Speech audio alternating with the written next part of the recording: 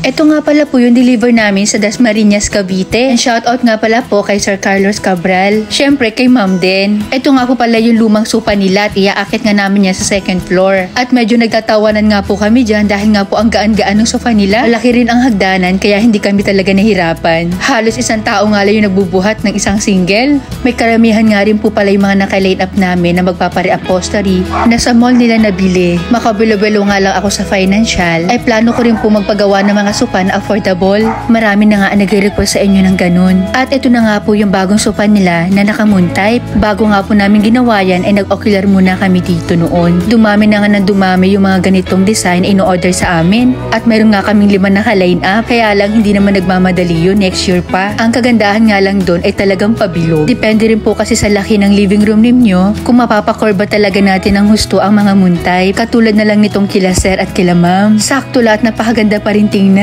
Ang kagandahan pa dito sa pinagawa nila, pinaleather din po nila ng Monte Carlo kaya talagang matibay. Pinaka bestseller nga lang talaga sa amin nito ay yung beige na kulay. Dahil gray naman talaga ang babagay dito sa bahay nila kaya gray po yun pinalagay nila. At ang sarap na nga ng upo ng kapatid ni Sir Jan. Ramdam na ramdam daw niya ang intact ng upuan. Oo naman at hindi talaga namin yan dinaya. At ito naman yung kanilang dining set. Mga upuan na nga lang po ang nilagay namin dito dahil sabi ko sa kanila maayos pa naman yung lamesa. Dahil may kaliitan po yung kanilang dining area, kaya nagsuggest po ako na 4 na single at isang bench na lang po ang ilalagay namin. And same color na lang din po and materials sa sofa nila ang ginamit namin. Napakasarap uwian ng bahay kapag malinis, maayos yung mga gamit natin. Tapos dadagdagan pa yung kakaibang design katulad nito. At pinasukatan na rin po nila sa amin yung kanilang plano palagyan ng curtain at 1 panel lang po ito. Bago kami umalis ay pinatest ko talaga sa kanilang mabuti yung ginawa namin. At ka-video call ko nga po na mga oras na yan ang may-ari ng bahay. Kahit tinest nila yan ay sinubukan ko rin syempre yung upuan. Sinisigurado ko na walang langit-ngit at tamang-tama lang talaga yung height niyan. Syempre hindi mawawala yung ottoman with storage at binagay ko na rin syempre sa couch nila, ginawa naming bilog. Ang sarap talaga sa pakiramdam na naririnig mo sa mga client mo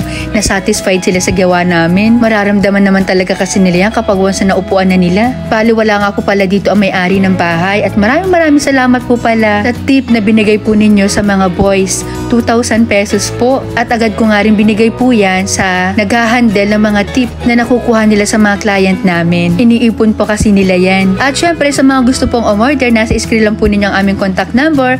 At sa price naman po, pakibase na lang. Dito sa amin, mura pero hindi basura. Kaya mag-follow ka na!